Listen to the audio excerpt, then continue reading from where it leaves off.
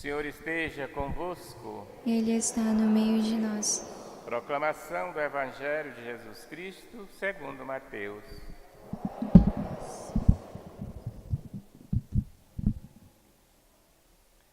Naquele tempo, disse Jesus aos seus discípulos: Vós sois o sal da terra. Ora, se o sal se tornar insosso, com que salgaremos? Ele não servirá para mais nada, senão para ser jogado fora e ser pisado pelos homens. Vós sois a luz do mundo. Não pode ficar escondida uma cidade construída sobre um monte. Ninguém acende uma lâmpada e a coloca debaixo de uma vasilha, mas sim num candeeiro, onde ela brilha para todos os que estão em casa. Assim também brilhe a vossa luz diante dos homens, para que vejam as vossas boas obras e louvem o vosso Pai que está nos céus. Palavra da salvação.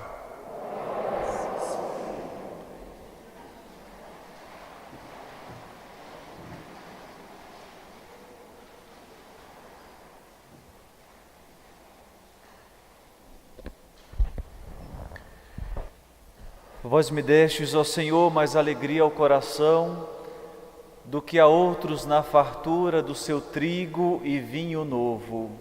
Meus irmãos, boa noite.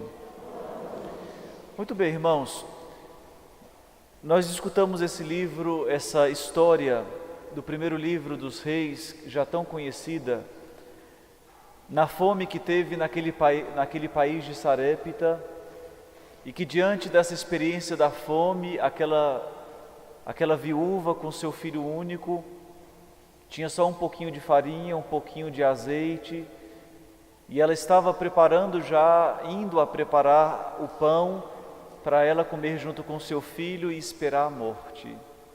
E entra o profeta Elias na vida dessa mulher, faz uma proposta audaciosa, uma proposta divina para ela, e aqui tudo é transformado.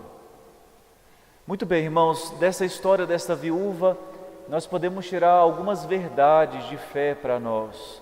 A primeira: ninguém é tão pobre que não possa dar algo de si. Muitas vezes nós achamos que somos tão pobres que não podemos dar nada a ninguém. Nada de material, nada de tempo, nada de virtudes. Mas, meus irmãos, ninguém foi feito tão pobre que não possa ser generoso com Deus e com os outros. E nós devemos nos convencer de que a nossa vida, ela só tem sentido se nós colocamos à disposição dos outros. A nossa vida só ganha razão de ser se nós colocamos à disposição de Deus. Nós bem escutamos dos nossos pais, dos antigos, que o pouco com Deus é muito, e o muito sem Deus não é nada. Mas muitas vezes, quando chega na prática, a gente não se convence disso. Então, se convencer. Depois, irmãos, a segunda verdade que nós podemos tirar dessa história é que a nossa vida, ela é uma aventura de fé, e que nós precisamos nos arriscar em Deus. Porque se nós não arriscamos em Deus, a nossa vida fica estagnada, e a nossa vida fica muito mundana, muito humana. Realmente, imagine uma senhora dessa que ela já não está esperando muito, ela já não tem muito o que perder, mas mesmo assim é audacioso esse convite de Deus, através do profeta, que convida a arriscar até no pouco que tem. Meus irmãos, o que é a nossa vida? 50 anos, 60 anos, 80 anos, isso não é nada diante da história do mundo e da eternidade. E nós somos convidados a, nesse breve período de vida que nós temos sobre essa terra, a também a viver de fé, a acreditar no nosso matrimônio, a acreditar no projeto que Deus tem para nós, acreditar que a doença não é o ponto final, acreditar que a nossa profissão, a crise financeira, isso não é nada diante da proposta que Deus nos convida. Por isso, irmãos, não tenhamos medo de viver pela fé. E viver pela fé é um arriscar sem saber naquilo que virá.